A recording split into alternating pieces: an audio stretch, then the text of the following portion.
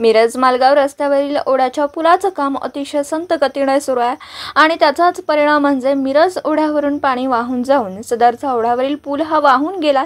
या ठिकाणी नागरिकांच्या तक्रारीनंतर पीडब्ल्यूडी विभागाकडून सार्वजनिक बांधकाम विभागाकडून ओढ्याचे काम सुरू करण्यात आले, परंतु सध्या जे काम होत आहे ते अतिशय निकृष्ट आणि संत गतीने होत आहे। या ठिकाणी संपूर्ण परिसरामध्ये चिखल झाल्याने दुचाकीवरून वाहनधारक घसरून पडल्याचं प्रमाण वाढलं। वाहतूक कोंडी मोठ्या प्रमाणात होती। महापालिका प्रशासन व सार्वजनिक बांधकाम विभाग यांनी तात्काळ पर्यायी रस्ता जो आहे तो सुस्थितीत करून देऊन नागरिकांना सहकार्य करावं अशी मागणी अमरनगर विकास संघाचे गुलजार शेख यांनी केली। मागील 6 महिन्यांपासून पुलाचं काम रेंगाळलंय। प्रशासनाच्या हलगर्जीपणामुळे व अनागोंदी कारभारामुळे जीवितहानी झाली तर त्याची जबाबदारी कोण घेणार असा सवाल सामाजिक कार्यकर्ते धनंजय हलकर यांनी उपस्थित करून आंदोलनाचा इशारा दिला। या ठिकाणी पावसाच्या पाण्यामुळे मिरज मालगाव रोड हा रस्ता वाहतुकीसाठी पूर्णपणे बंद करण्यात आलेला आहे आणि बंद झालेला आहे।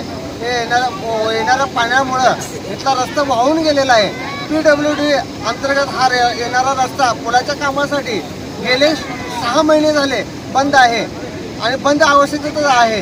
ह्या रस्त्याचे काम ठेकेदारांनी निष्क्रिय ठेकेदारांनी हे काम पूर्णपणे असंविधानिक केलेलं आहे। त्यामुळे येथील जाणाऱ्या नागरिकांना आणि पुढील एक 15 ते 16 गावांना याचा खूप त्रास होत आहे। तरी प्रशासनाने व पीडब्ल्यूडी अधिकाऱ्यांनी जातीने ते हजर राहून या कामाची दखल घेऊन नागरिकांना होणाऱ्या त्रासापासून मुक्त करावे, एवढीच या सामान्य नागरिक म्हणून मी सर्वांना विनंती करतो। अशा ठेकेदाराला काळ्या यादीत टाकावे असे पालकमंत्र्यांना मी नम्र विनंती करत आहे। येणाऱ्या काही दिवसात आता इथून पुढे तर मुसळधार पावसाची सुरुवात होणार आहे। ही तर फक्त पावसाची सुरुवात चालू झालेली आहे। आतापासून ही लहर आहे, इथून पुढे येणाऱ्या पिक्चर आम्ही बाकी आहे। या पावसाचं पाण्यानं होणाऱ्या नागरिकांना जीवितहानी जर झाल्यास त्याला जबाबदार कोण? मिरज मालगाव रोड जो रस्त्या ब्रिजचं काम चालू आहे तो काम एकदम संत गतीने चालू आहे। पुन्हा संपत आल्यावर लास्ट महिन्यात ते काम चालू केलं होतं आणि पावसामुळं आता ते पाणी ब्रिजच्या वर जात असल्यामुळे पूर्ण रस्ते बंद झालेले आहेत। पर्यायी जो रस्ता दिलेला आहे तो पण अरुंद आहे आणि चिखलमय आहे।